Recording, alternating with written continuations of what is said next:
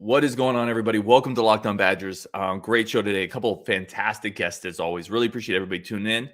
The Badgers have won back-to-back games. Are we excited? Let's go. Let's talk about it on today's Locked On Badgers. All that and more. Let's go. You are Locked On Badgers, your daily podcast on the Wisconsin Badgers. Part of the Locked On Podcast Network, your team every day. What is going on, everybody? Welcome to Locked On Badgers. Thank you for making this one of your first listens every single day. I'm your host, Ryan Herrings. Really do appreciate it, as always. Listen, it's been a minute. Let's get Justin on. Let's get Rajiv on. Believe with Rajiv. There was a rumor that Believe with Rajiv died after we did not get to March Madness. Can you confirm nor deny? Well, believing in the tournament died. I mean, for sure. I have been doing some traveling. I went to London for a little while to watch some soccer. So yeah, it was great. But no, Believer with Rajiv never dies. It will be back next year. So it's okay. Just moved on to football. That's right. That's right. We're obviously all into football and everything. So yes, still here. Took a couple weeks off. Really good to see you guys. Good to be back on the show. Love it. And Justin, we haven't had you on in a minute either. Wisconsin obviously just won, going on, continuing to move on to the NIT. Listen, we've talked about this a lot. We're not getting carried away with the NIT, right? This does not change the big picture perception of the program, but it's also nice to win. It's nice to see Chucky Hepburn have a great half. It's nice to score over 70 points in two straight games. Oh my God. Having great, it's nice and both nice and frustrating in the same thing. Seeing Crowl go off for a huge game, seeing Chucky go off for a huge game. It's like, where was this stuff during the regular season? Why can't we find a game where we would win by 10 plus in the regular season? Right. It's nice to see it come together a little bit. At the same point, you can also see this team is looking a little tired. So we'll see if they can keep pushing it through the remainder of this. But yeah. I want to start there with both of you. I want to kick this over to you. I said this months ago. I think we're all probably on the same page. I got to a point in the season where nothing we do really changes my overall perception of this year. I just got to the point where I kind of said, all right, this team's kind of broken. It's not going to be a great year. This offseason needs to be a big time offseason for Greg Gard, but I'm going to enjoy the wins and losses. Mm-hmm. Are we all kind of on that? This doesn't really change anything big picture. But is there something, or does it? I want to kick it to you guys. Does this make you feel better going into next year, seeing Stephen Crowl and Chucky Hepburn have big games? It doesn't change anything for me as far as this year. We know it was a bad year. I like to see the team win. I'm glad we're playing well. I mean, looking at the field goal shooting, just look at Tyler Wall, 5 of 6 tonight, Crowl, 7 of 9, Chucky, 9 of 20. Those numbers haven't existed all year. We've been dying to have numbers in the paint like that. But no, it doesn't change anything. But I will say it's nice momentum just at the end of the year, just because a little bit of confidence building is never going to hurt going into the offseason. We're returning basically the entire team. And, hopefully Tyler Wall comes back. I just feel like if you added some pieces here, you give them a little confidence, there's no reason to think next year it should not be better. It should be better. Right. I expect it to be better, and Greg Gard needs to ensure that it is better. There has to be a lot of changes made, especially in the transfer portal, but it changes nothing. I understand all the people are like, oh, this NIT is garbage. And yeah, NIT is not the tournament we want to be in. But I enjoy watching games for what they are. I got up this morning. I was excited to turn on the Badger game. I watched it. I liked what I saw. I thought it was good energy. Not so much on defense. I was a little upset there. But I think Chucky had a great game. Wall and Crowl really fought. We missed almost every three-pointer we took, but it's nice to see a win. It's nice to see this battle. Yes, would have been great to see this all year, because this kind of performance would have gotten us some of those other close games that we could have been in the tournament. But it is what it is. It doesn't change anything. Let's go out and win this thing. It's coming to Vegas. Sadly, I'm going to be out of town when the semifinals are here, but it's going to be here, and I could have totally gone to watch the game, but I'm not going to be here. But listen, it's exciting to see the team win. I'm all about that. The couple of big performances here, I don't know if those are, I don't look at that as a carryover to next year, because I think these are the teams that you'd expect them to have big performances again. Crowl is a guy who I think we need to see him do it against Big Ten type guys. If he starts putting up 20 plus games when he's playing against the Indianas, the Purdues, the Michigans of the league, then yeah, I look at it, I go, all right, great. Now this is impressive. I think he's bigger and stronger than most of the guys he's playing against that are in this tournament. And he's doing what he should do, which is good to see. Chucky, I think that we'd all agree that, he had a nice game today. I think that we all kind of view it the same way. That is like Chucky is not a guy that we can expect to be a high level scorer, but it's nice to see him have the outburst games when he has them. So I look at it. I like to see the wins. I like to see them build some confidence, but I don't think it really impacts anything greatly for next year. Yeah, I will say this. Interestingly enough, it's interesting to watch these games when I didn't really feel any pressure. I thought to myself, look, if we lose this game, it just means the season's over, which wouldn't really be the worst thing. This has been a rough season for us, and maybe it just kind of like stops the bleeding and says, all right, let's end it. But I also thought if we win it, it's a tournament and we get to go. We're probably going to play Oregon in the next round, which is cool. Mm-hmm. I mean, it's a nice matchup. And then the NIT can produce some cool matchups with bubble teams. So, yeah, but if we lose, I'm not upset about it. I'm not, upset like when I see throughout the season. It's just, it's fine. When the season ends, the season ends. Let's just enjoy it for what it is. That's really where I'm at really quick is enjoying this for what it is. Like to me, it's a very like micro sense of this. Like the big picture's gone for me. I'm just really in the moment enjoying Wisconsin basketball, and a win is great. Like, listen, people who are frustrated with the NIT, I get. That's a fair, incredibly valid viewpoint of this. However, in the moment, when I see Wisconsin on the court, I see that motion W, like I want to win. And getting that win is better than getting that loss in the NIT. You know what would have been really annoying is getting to the NIT, accepting that bid, and losing in the first round. Yeah, getting spanked or something like that in the first round. Like, I'll say this, and I've said this before. I think it says something about Greg Gard that this team is obviously playing hard. Like he has never lost this locker room. I know there's been concerns. Yeah, I mean, this season could have fallen apart. I think we'd all agree with this one. And I think that says something about the program. And it says something about this locker room. It says something about Greg Gard. The talent obviously needs to get better. But I've enjoyed the effort. I've enjoyed the 2 wins so far. We won back-to-back games for the first time since ... Like that's so sad, honestly. It's so sad, but it's kind of fun in the moment. And Rajiv, you hit on that. In the moment, it's kind of fun. In the big picture, it doesn't mean much. I want to pivot to this. And Justin, I'll kick it over to you because you've been kind of the Connor guy. And we talked about this a little bit before the show. And Rajiv, I want your take as well. Are we starting to get a little concerned about Connor? Like, is it possible maybe we got a little too high in the first couple months of the season? Because he's in an extended slump at this point. I'm not. I think he's just exhausted. I watch him. And we need to remember, this is a guy that is in constant motion on the court compared to most people. I think that what we're seeing here is that we're seeing a freshman who is just not ready for the rigors of an entire season and a guy who does a lot of movement.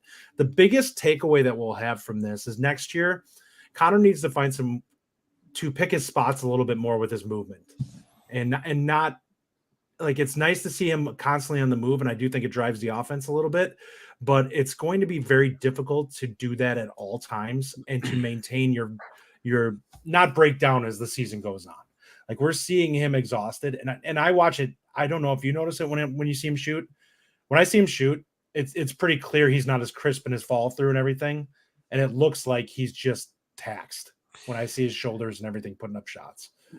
I totally agree. I put a comment up here from Jake R. This is Essegian's end of season shooting slump is epically bad, tired, frost legs. It's totally right. I mean, look, the high school that this guy played at, Central Noble, is a small high school in northeastern Indiana. I know the high school. I know the conference. It's there. This is the Big Ten. He went from playing high school ball to playing a full Big Ten season, and he got way more minutes than any of us, maybe other than Justin, expected him to get. I didn't expect this much, but I did expect him to be closer to 20 plus. And he's been a huge focal point of our offense. He's had a lot of weight on his shoulders. He's done a fantastic job, and this guy deserves so much credit for what he did this year. Yeah, he's tired. Next year, he's going to have a whole season, off season of strength and conditioning. He's going to get better. His body's going to improve. And the next year, he won't tire out this much. And I expect him to have a huge sophomore season. So yeah, listen, I'm not concerned one bit. When you have a freshman who's played nothing but small conference high school basketball to the Big Ten, you have to understand that takes time, and it takes time for the body to get into that. He will be fine. He's going to come back. He's going to be our star next year, along with other guys. So yeah, not worried one bit. Super excited to see what he did this year. I want to say one other thing about going into next year. I think that Crowl's development cannot be understated. Mm-hmm. I think he has really improved, and I've talked about it a lot on the show. His post moves have gotten the better, and his confidence in the post is the real key to how those moves develop and how he can kind of put the team on his back at times. Now I know he got double teamed a lot and he has to pass out of that, and that's fine. He's a good passer. He can create other ways. He and Essegian are the guys that I'm really pumped about, just because I feel like they've grown so much. And Crowl has really stepped up. And I know it's a NIT, and I know that we're not seeing them play against great opposition, and I understand that. But it's nice to see that as his confidence grows, now he's got another offseason of strength and conditioning, building up a little bit, getting more strength. He's going to come back stronger next year too. So not worried about it at all, but also wanted to give a shout out to Crowl. There's a lot of room for growth with Crowl on the defensive end. Is the area that I actually think where the biggest impact could happen with him. If he can become, I'm not even saying good. If he can become a solid defensive post presence, it would be game changing for this team, because there's nobody that scares anyone at the rim. And some of that's awareness. Some of it is you just need to find a way to at least alter shots, which we're not doing a great job of as a team right now. We don't have any, like, once they get past the initial line on defense, it's basically a layup line most of the time against Wisconsin. If they can get it to the point where teams actually have to struggle a little bit putting those shots up, that's where we lost the most last year, losing out on who's our big last year that we had off the bench. Voigt. Yeah. Losing him, he was a guy that people struggled to shoot over, and we don't have that right now. And it really hurts us against a lot of teams where guys can frankly get straight to the rim and just get easy layups and dunks. Can I tell you that's why, and we got to take a quick break here, but that's why we were texting in the middle of the game, and I love the fact that Crowl got angry, pushed him down, stared at him, said something, pushed another teammate off, and then if you notice, he tried to push the ref's arm off. He did. Like, no, it's bully season. I'm mad. I'm a big dude out here. I'm going to push people around. Like because Crowell's never going to be the athletic, springy Marcus Camby type shot blocker. But what he can be is a physical, intimidating bully. And the more of that we get next year, the better this team will be. So I kind of applauded the technical. I know in the span of the game, it kind of put us in a bad spot at a moment, but I kind of applauded the technical, the physicality, the angry Crowl. We have to take a quick break, but I like that moment. I know, Justin, you didn't love that he picked up a technical. We were texting about it, but I like seeing the fire. I just don't want it to impact the score. I hear you on that. In the NIT, though, doesn't it kind of feel okay? Yeah, exactly. This is the time to do it. This is the time to do it. It's okay. It's fine. Don't do it next year if we make the tourney. Fair. Right. That's incredibly fair. You want to be smart about it. I more than even the push down, I love the stare down. Like, he stared down at dude. He's like, "You're too small." He's knocking the official's hand away. It's great. It. All right, let's keep going here. We got to take a very quick break. We next segment is going to be mostly your comments, and then we're going to get into a little bit of the Big Ten tier rankings that I had. I know Justin and Rajiv both kind of disagree where I put Wisconsin. We're going to talk about that today as well. But first, a quick break for our friends of the show over at FanDuel. FanDuel is, again, continues to be one of our number one, our sponsors, friends of the show, America's number one sports book. We've talked about it a lot. The NBA season is winding down on FanDuel, right? It's kind of getting to that playoff point. And there's no better time to sign up for FanDuel. You get that no sweat first bet back up to $1,000 back in bonus bets.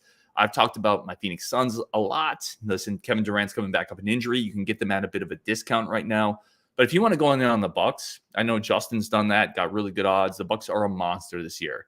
So go to FanDuel, get your no sweat first bet back. You can do same game parlays. You can combine rebounds, points, assists into the same game, get a bigger payout, and get paid out immediately. There's a reason we use FanDuel. It's the number one sports book in America, the official sports betting partner of the NBA. Just an incredible source to go to for all your sports betting needs. Make every moment more with FanDuel, the official sportsbook partner of the NBA. Don't miss your chance to get your no sweat first bet back up to $1,000 back in bonus bets when you go to FanDuel.com/lockedon. That's FanDuel.com/lockedon. All right, let's get Justin Rajiv back on. Continue this conversation. Badgers win 2 straight for the first time in a long time, guys. Can I throw up 2 comments here that I saw? Please do. Sure. Please. Let's see if I can find it here. First one's this from Ryan Ramstack. Should they start Jordan Davis next game over Connor to give Essegian a rest? My quick answer on that is no. I think that based off of what we've seen from the season, even though Connor's not hitting right now, he still has a gravity to him on the court because teams know what he's capable of. Mm-hmm. And Davis has not shown that he can do that. Connor still draws a lot of attention, and you'll notice out there, he's not getting open looks. They're not leaving him to let him shoot because I think they know if they let him have time to actually set himself, he's going to start burying shots. Like, he's tired, but the biggest thing with a shooter is the reason why it's affecting him is because he's normally shooting on the move. Those guys still typically will hit if you leave them sit out on the perimeter.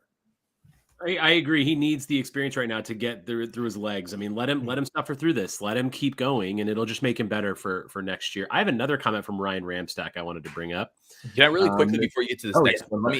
Let me just on that one. I don't think Jordan Davis brings you much else anyway, right? Yeah. That would be my kind of bookend on that one. I don't think the way he's played down the stretch helps you that much more anyway. Mm-hmm. Yeah. Ryan put up another comment. I think we should appreciate Klesmit more. Great get for the program. I totally agree. And I didn't mention him in the first segment. I think Max Klesmit had another strong performance. And late in the game, there was a moment where you could see a huddle after a foul that he was getting on the guys. He was clearly upset about the defensive. Well, my guess is he was upset about the defensive presence and how hard we were working. And I feel like he's really going to be a leader for this team next year. We talked a lot about how he can kind of be the Brad Davison type, the way he plays, especially his defensive prowess and how hard he works defensively. He's that guy that he's a great get for this program. I'm really excited to see him grow more. And I just feel like he deserves a lot of credit for what's happened. Just like when Wall left and he got hurt, we suffered. When Klesmit got hurt, we also suffered. And what a great year he's had, and what a good get for the program. I completely agree with this comment. Thought it deserved to be put up there. Actually, that was the other one that I was going to bring up. Oh, nice. To be quite honest, I agree. He's, quite frankly, their most efficient scorer. Like, he is the guy. Like, if he was a little more aggressive, which I think we all agree on, because he has been so efficient, and he's actually pretty adept at getting to the rim. Like, I've really liked the way he's played, and he doesn't shoot us out of games. Like, he's not a guy who has these 1-for-10 spurts. Like, he normally does a good job of not taking a bad shot. And he's a guy who understands when he's not feeling it from three that I need to create in another way, which not all of our guys do that. Yeah, I think Klesmit's has quickly and kind of quietly become one of my favorite players on this team. He's their glue. Like, he's just great out there, and he's a great defender. He makes smart passes. He doesn't force shots. Really quickly, we talked about this too in our chat. The announcers watching this game have clearly never watched Wisconsin. They have right? no concept of what our that swing offense that we've been playing all season long. At one point, when have we inverted our guards this season at all? He said at one point, these guys don't settle for shots, never take a step back three. And like 2 possessions later, Hepburn took a step back three, right? Like, but Klesmit doesn't do that, is my point. Like, Klesmit isn't taking a lot of bad shots, right? He's getting to the rim when it's there. He's a great defender. I think the fact that, like, for a while, I thought he was going to be great, potentially coming off the bench as a sixth man. I think he's a solid Big Ten starter at this point. Yeah. And if we're looking to upgrade the starting lineup, it might come maybe at Tyler Wall's spot, potentially. I don't know. I like him in the starting lineup, I guess, is where I'm at now. Whereas previously I thought he's maybe a better sixth man. I'm curious where you guys are with Klesmit, sixth man or starter. He can be either or for me. It really depends on what you pick up. Like, if you get a stud scorer, I'm okay with him coming off the bench. Listen, he's going to get effectively starters minutes anyways. Like, through the aggregate, you're probably going to have him because he can play the point for you a little bit. So you can get away with having him out there, and they could run a 3-guard lineup. Like, Klesmit can can D up a small forward. So you can get away with having him out there as long as they're not like super athletic. He's going to be able to handle it out there against somebody who's 6'5", 6'6". I agree with Justin. Either or is okay with me. And let this be a notice to Greg Gard. This is what you can get out of the transfer portal. This is why you need to focus on this. You need to go into this offseason, and we need to spend a lot of time going out and getting guys like that Darius McGee guy from Liberty today. Wow, that guy can just score at will. I mean, I'm not saying go get him, but well, maybe I'll take him. But I take him in a heartbeat. I think like this is what we need to go out there and build this team through the portal. Obviously, we've got some good recruits coming in next year that we're excited about. Gus Bus, here we go. But let's go out there and get these guys. Like, look what Max brought to this program this year. And Kamari McGee was a good get too, although maybe it didn't pan out exactly as we wanted. Klesmit really has. And if we go out and do that again, and we focus on the portal, and we get an athletic wing, and we get more people that can create their own shot, it can really make an impact next year. And we already expect this team. If the team is comprised the way it is now, it should be better next year. But we can really make steps in this offseason. So I hope that happens. I want to make out a couple quick comments before our next break. Dave Kingman says Max Clutchmit. I like that. This is a good one here from Essegian. I'm sure I'm mispronouncing it, and I apologize. I was there. The team is working hard. I love it. They didn't make the big dance, but are making the most of this opportunity. It will pay off next year, if only with their mindset. I know, Justin, you said there's not potentially a lot of carryover here from the NIT to next year. I will point out that you look back at this was something I think I might have talked to Rajiv about, maybe Justin, I don't know. But those great UConn teams with Rip Hamilton, they were actually in the NIT the year or two before they won their national championship. And it sounds like there was carryover there. So let's say, I just want to game this out. What if they do win the NIT? It can create confidence, but when I'm talking about it, I'm talking it more from a ability standpoint. Like, we're not going to see young guys who suddenly become big time producers, because Wisconsin doesn't have that in their roster right now. Like Connor, I think we all feel like he's going to make a jump regardless of if they made the NIT run or not. Like, he's going to be a better scorer. We don't really have the young guys who are building experience, so to speak. We're more of a finished product in that regard. Like, I don't expect Chucky to make a jump from going from 12 points a game to be 17. I don't expect that with Crowl really either. They both can add another point or two a game, I think. But I think we'd all agree that's roughly what we'd expect from them going into next year. It's certainly not going to hurt to have this experience, to have this confidence. So yeah, I think it absolutely can. I have a comment I want to throw up here from Louis S. Says, I'm happy Michigan choked and lost. Don't have to see them again. I disagrally. I actually really wanted to see them again. I wanted to see them in the final so we could just the rubber match. Hunter Dickinson. I actually really wanted to play them again, because I went to watch the March Madness games at the Orleans, actually, which is where the NIT is going to be this week. And there was a Michigan fan there. We were chatting about how much I hate Hunter Dickinson, and I just really wanted to play them again. But yeah, great to still see them lose, because obviously they're horrible, and I'm so glad they didn't make the tournament. Yep. Does it make you feel better that they lost also with a Hunter Dickinson goaltending call in the last few seconds? That's always feel better, right? It couldn't have happened to a better person. What a tool. Straight up. What a tool. And we can say that because this is a Badgers show. Yeah. All right. We got to take one more quick break. We're going to get into more comments and then talk about Big Ten tiers coming up next. But first, we do have to take a very quick break for our friends of the show over at Built Bar. Built Bar, again, remains just our favorite source for you trying to kickstart your health a little bit. Built Bar, it's March Madness. They're doing a new thing with the March Madness Built Bar bracket. You choose your favorite bar or puff, and now it's your time to make it count. Go to BuiltBarMarchMadness.com. Vote for your favorites. You know I'm going to be voting for the churro puff. I've talked about that before. It's like eating a churro bar infused with protein, wrapped in healthiness without the sugar or the carbs. It's absolutely incredible.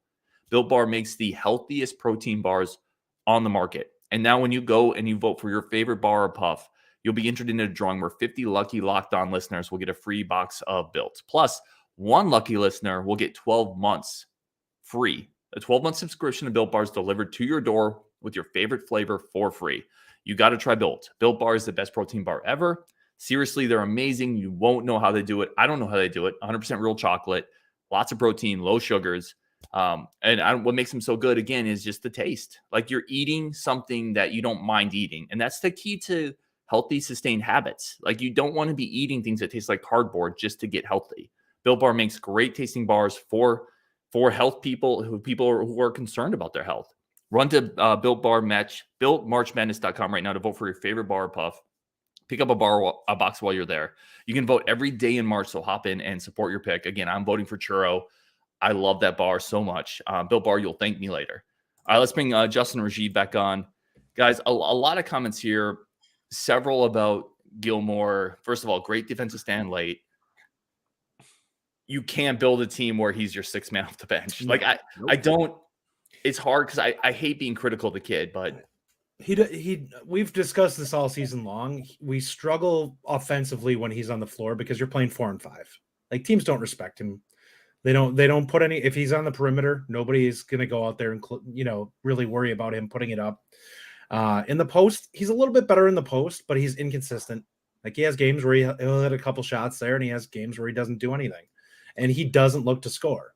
So defensively, that guy is effectively a help defender on everybody else. He is he deserves credit for how hard he's worked this year. He has really put in a lot of effort. He simply just doesn't have the talent to play in the Big Ten. I hope that, listen, if he were to go somewhere else and transfer to a smaller school and he would get more playing time and he'd be better, I think that'd be good for him. I appreciate what he's done, but I mean, he is just not a Big Ten basketball player. And I love his effort. I hate to dog him for that, but yeah, we can't have him in there next year. He shouldn't be playing. It's just, we need better players if we want to get into the tournament and advance in the tournament. And that's one of the reasons we are where we are, because we just don't have the depth. We talked about that, but yeah, listen, he busts his butt every time he comes on the floor, and that's all you can ask of him. It's not his fault. He just doesn't have the talent level for the Big Ten. I'm sorry.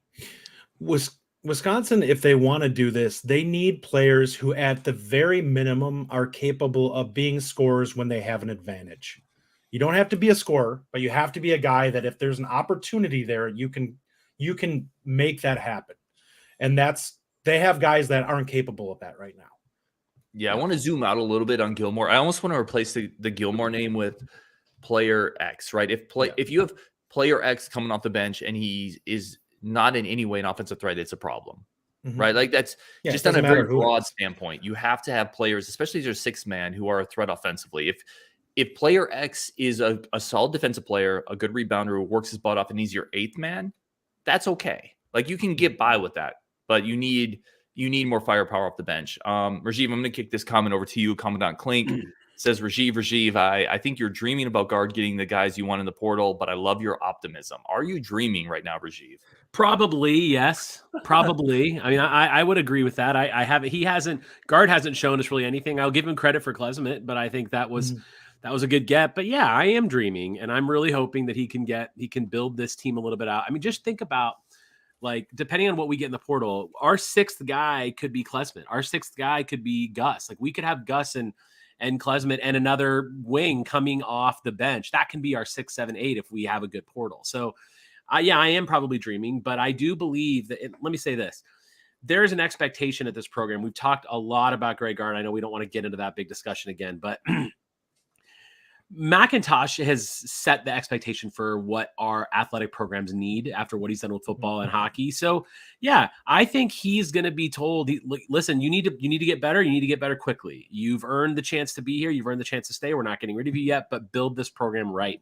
And he is going to be under pressure to build through the portal and to make changes the same way that Fickle has. And so if he doesn't do that, I think he's going to be under a lot of pressure next year. And if we don't get better, I will also agree that he should be under pressure next year. So I think that, yeah, yes, I'm dreaming, but given the nature of what was the Wisconsin athletic program has become under Chris McIntosh, I do expect that he will be forced to be better and build through the portal. Well, and if he doesn't, he'll be gone, right? Like, I mean, that's kind of where the rubber meets the road. If either adapt or die, and that's college athletics at this point. Totally. And that's not a harsh thing to say. And we have an athletic director that's going to make sure that happens. Yeah. And the standard's here. Like, everybody understands the standard. Now, whether you think Gard can live up to that, that's where the big difference is. I think Rajiv and I, we were within shouting distance. I think, Justin, you're a little more pessimistic there, which is all fine. But you're either going to get better or you're not going to have the job. My issue is simply I need to see it. Like, I need to, if you're going to go out there and you're going to grab a high level guy out of the portal, I need to see that, prove that you can close that. Just like I need to see you prove that you can close on top 100 guys in the regular recruiting cycle. Like, we have a bunch of them that we're in on right now. If you grab Kahn and Freitag, then I'm going to look at it and be like, all right, kudos on that. You did a great job. Those guys are big gets for the program. Those guys are difference makers for the program. So, like, it's a bit, to me, it's a matter of your baseline that we've seen in recruiting does not prove that this is what we can expect from you. Now you have the opportunity to change that. As far as NIL goes, I don't put a lot into last year because I think we would all agree that across the board, whatever sport, that we were not ready. Like, we implemented, it looks like we're implementing a pretty good program with that. It seems like we just took a really long time to kind of set the foundation for what we were doing. So I don't want to look at last year and say that that's what it is. And to an extent, that is part of the play with the way this is viewed is NIL. There's going to be guys in the portal looking for a paycheck. And as much as our Wisconsin fans want to bag on that, well, guys are going out there to look, listen, it is what it is. If that's what you want to get, like that's the name of the game now across the board for college sports. Like you can sit on your morality and look at it and be like, hey, we hold ourselves to a higher standard. Well, if that's the higher standard that you're going to hold yourself to, then you're going to need to get used to the losing, because if you want to win, the good players are going to do it unless they really love your program. And college basketball, for one, is not how that works. No, it's a little more, it feels like mercenary driven to a sense, which is fine. Very much so. Like you just have to adapt. Again, like it doesn't make it wrong. It just means you have to adapt to how college athletics play now. Yeah, I want to jump to a different topic slightly. And we had a bunch of comments in here. One of them about Connor potentially transferring to Indiana after the season, a rumor out there. Nothing would surprise me. That one's from, I'll put it up here. That's from Evan Malone. Nothing surprises me in college football or basketball or athletics anymore. That would be a killer, though. Straight up. I had said this a couple weeks ago that on the show that I thought that would be my fear, because, a kid that grew up in Indiana, I understand. I grew up in Indiana. I understand Indiana basketball. And yeah, it's going to draw, like, he got no Big Ten offers except for Wisconsin. And now they all would take him in a heartbeat. So if they come calling, I wonder. But I also am hoping that Connor understands that we did give him that shot, right? Like we were the ones that got him that shot. And I think he seems to be having a good time there. He seems to enjoy what he's doing. I don't expect him to leave at all. I think he will stay. But yeah, I mean, why wouldn't a team like Indiana or Purdue want to go and say, hey, listen, come home and play for us? Like, yeah, we're sorry we missed on you, but I mean, it's not out of the question, but I still think he stays. Yeah, I mean, the way I look at that is quite simply, I don't think we should ever assume anything with it. And we've heard about it in football, how coaches feel like they have to constantly be recruiting their players over again. He's going to get opportunity, but listen, Connor is good enough. He's going to get opportunity wherever he goes. What he might find is that there's going to be opportunities where he's going to have an easier time getting his, which I think is to be quite honest, is very valid. Like if he's on a team that has gravity at other positions, there's going to be more opportunity for him to get wide open looks. If he gets to a team that has a really good post presence, he's probably going to get doubles that guys are going to play off, and he's going to find opportunities to get wide open looks. How many times did we see Connor just be able to shoot an open look where he wasn't running off 4 screens or whatever? Like there are teams. Recently. Exactly. There are teams that can get him that look. And that's where you have to worry about somebody selling him on it. Like, hey, we have this dynamic point guard, and we have a big, and we have a wing. And Connor can just be like, you mean I can get really easy 10 to 15 shots a game? That's something to really look at. And especially if NIL money comes in. Now that's any of the players really on our roster. Wisconsin has to do their job to hold on to everyone. Because if we lose a piece, the complexion of this team changes greatly if they lose somebody that was putting up numbers for them. Well, I think it just puts more pressure on guard, right? If you lose a Tyler Wall, I'm just throwing out names. If you lose a Hepburn, a Wall, an Essegian, whatever it is, none of those, I'm not insinuating. They needed all of them to get to this point this year. You need those players back plus transfer portal. So it would put a lot more pressure on Greg Gard. But let's also be honest, like Tyler Wall is not an All-American player. Chucky Hepburn is not an All-American player. Those also aren't insurmountable losses, but it puts more pressure on Gard. Yeah. Guys, I want to shift to this really quick because this show is getting a little long as they do for the therapy sessions, which I don't mind. But I recently did a Big Ten brand show. I think you both disagreed with me. I put the UW, the Wisconsin brand, as a tier 3 brand in the Big Ten. Near the top of that tier 3, it was Nebraska, Wisconsin. I had Penn State in tier 2, and then I had Ohio State. I counted UCLA and USC. I had Ohio State, USC, Michigan in the tier 1. I think you guys both disagreed with where I put Wisconsin. And I want to emphasize, because I got a lot of comments about this. I really base this on football, basketball. There were a lot of comments about volleyball, women's hockey. I think those sports are incredible. The women are amazing. I just don't think they move the brand nationally much is where I'm at on that. But I'm open to different viewpoints on this. I think you both disagreed with me. I'll just kind of kick that off there. Yeah, I do. I think your tier 1 is good. Ohio State, USC, and Michigan. I think that works. I'm obviously looking at it more from a football perspective. I mean, those certainly are national championship worthy contenders that have titles in their trophy case. That makes sense. But I definitely think we're a tier 2 along with Penn State. Penn State, probably a little higher in that tier 2 than Wisconsin because they have had more national pedigree. But certainly if you're going to look at football and basketball, we were far ahead of a lot of these Big Ten programs as far as Big Ten championships, finishing high, tournament runs, Final Fours. I mean, if you're putting football and basketball, 100% we were a tier 2 team. And I think the rest of it is actually okay with me. I think Nebraska, while they are a big branded program, they have fallen so far and so hard in football that I think it has hurt their brand considerably because I don't think they're getting the players that they used to get.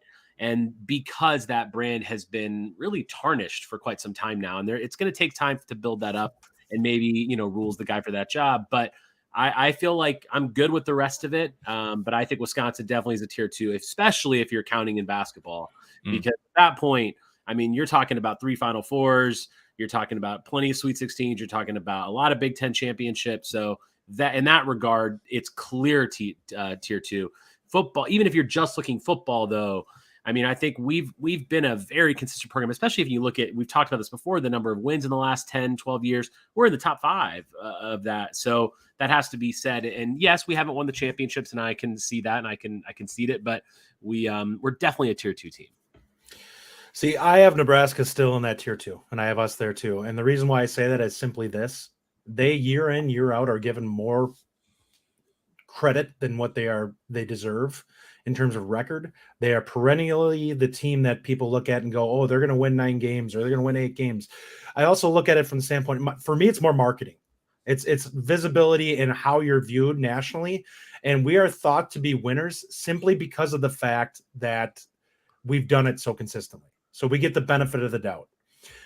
Nebraska doesn't deserve the benefit of the doubt. They still get it. They are nationally viewed. They are a name that people would look at and say, like, look at it this way. If Nebraska had a 10-win football season, they suddenly everyone would dive right back in on them again. I agree with that piece of the last sentence you just said, but I don't think they get the benefit of the doubt anymore. I don't think they're looked at the same way that they used to be looked at because they have been so bad for quite some time. But I do agree with your last statement. If they have a 10-win season, yeah, they're like, oh, Nebraska, this big football program. I get that, but boy, they have fallen so hard that I don't think they get that advantage anymore. From a recruiting standpoint, by the way, out of the portal, they're probably the team in the Big Ten behind Wisconsin that I would say did the best. Yeah, so they're still getting attention from recruits and everything else. And part of that is probably the resources that they throw at things. Mm-hmm. But they consistently out recruit us too from a recruiting ranking standpoint for the most part. I would love to do almost a whole show on Nebraska, Wisconsin, because I've been higher perennially on Nebraska's brand than Wisconsin for a while. And listen, that's not because I want to be. Like, I'm a Wisconsin fan. And CJ Abbott, by the way, I love this comment. Nebraska is in a tier 2 program. They suck at everything. I'm here for the comments like that. But here's the thing, like, we talk about Nebraska out recruiting Wisconsin, getting great players in the portal. To me, it's because their brand is still really strong. Mm-hmm. And part of that is resources. Like, they have tremendous NIL resources. They have tremendous facilities. They have tremendous fan support. And to me, that speaks to a program that still has cachet. A lot of people disregard the titles because they're in the 90s. To me, and this is only my opinion, the 90s aren't like there's Minnesota titles, which are so far in the past that nobody cares. The 90s to me aren't ancient history. To me. No, I agree with that. I think that's about as far back as I'm willing to go with it when people talk about it. Is the 90s, the football wasn't so far removed from where we are now that you can look at it and be like, yeah, there's some hints of some of the stuff there. I mean, it was different. I mean, nobody's going to win with option football anymore. You're not going to see them go out there and be like, hey, we can get by throwing for 130 yards a game like Nebraska used to do. But yeah, it's not the same ball game as Minnesota. And like back in those time frames, like there would be 4 national championships in a year.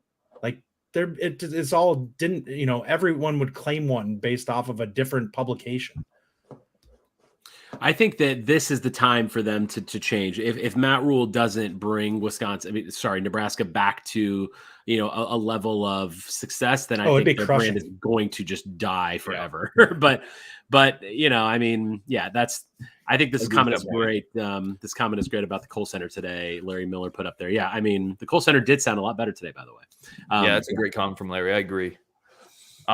Let's wrap it up there. Any final thoughts on this? We are getting to about 40 minutes. We try to keep them around 30, but we always go a little long on the therapy, which is fine. Any final comments, guys, from anything mostly basketball related coming out of today? Go ahead, Justin. I was going to say, we're going into if either one of these two teams that we potentially end up facing in the next round, Wisconsin has to get it together. It's going to be a different ball game. Oregon's going to be more athletic, and I believe UCF has a post guy who is considered an NBA pick. So they're going to have somebody that they're going to have to deal with. There's going to be some athletes on the court in either game, so we better bring it for the next one. And if we play Oregon, we're going to have to go to Oregon because the next round is still on home courts. And then the semifinals and the finals come to Vegas. But that's a tough place to play. That's the ugliest court I've ever seen in my life, by the way, the Oregon court. I don't know what TCU gives us a run for its money. My gosh. But I would say this about the basketball program. Let's go out and win this thing. Yeah. Let's put some energy, put some pressure. Like the whole season has been just junk. We've talked about it ad nauseum. Let's go out there and win this. Let's go out there and fight really, really hard. Because when we fight, when this team plays really hard, they can beat teams. We've had the reason that we were even sniffed on the bubble and we were even talked about in the bubble is because of the wins we had, the quad one wins that we had against Marquette and the way we battled against Kansas and things like that. So we have the ability to beat anyone in the country when we play well, which means we have the ability to win this tournament. And I would like to see that happen. The last thing I'll say on football, spring practice is coming up, boys. Let's go. Can't wait for that. Look for some fun content next week, y'all. Interviews with some people that I think you'll really enjoy. We will be doing more details to follow. I got to figure this out, but we will be try to do a live show at the launch. So tons of football content coming up. We can't wait. I want to finish on this content here, and I don't even know what this was related to, Justin, but Badgerman says, wow, I actually agree with Justin finally. That was one of the few. I don't even know what comment that was about, but I'm glad that Badgerman and Justin finally found common ground. Thank you, everybody. It's only taken the entire season. It's only taken the entire season. We got 160 watching right now. A bunch of people will watch this later. Really appreciate all of y'all so much. On Wisconsin, let's keep it going. Let's win the NIT, as Rajiv said. Believe with Rajiv is still alive, just in a different form. Let's go.